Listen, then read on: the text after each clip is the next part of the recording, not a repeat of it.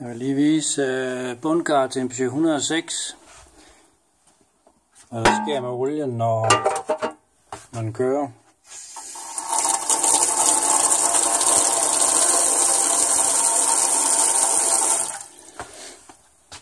Det er cirka 2,5 liter, det er nok det der i sumpen. Ganske lidt bevægelse, og det skvulper rigtig meget.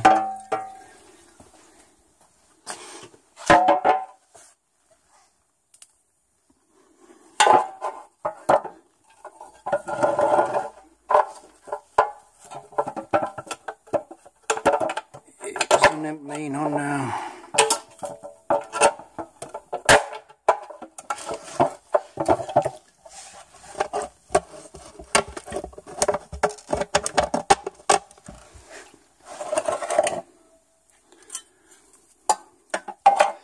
Det er skum, man også bruger i benzintanke for at undgå, at benzin og olien skvulper rundt.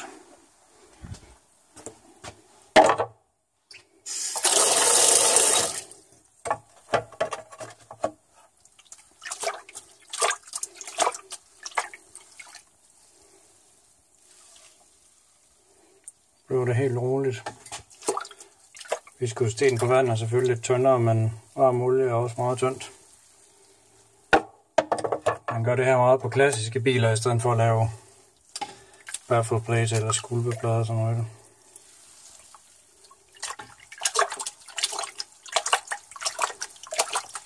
Så kan man se, at nu er vandet meget mere roligt.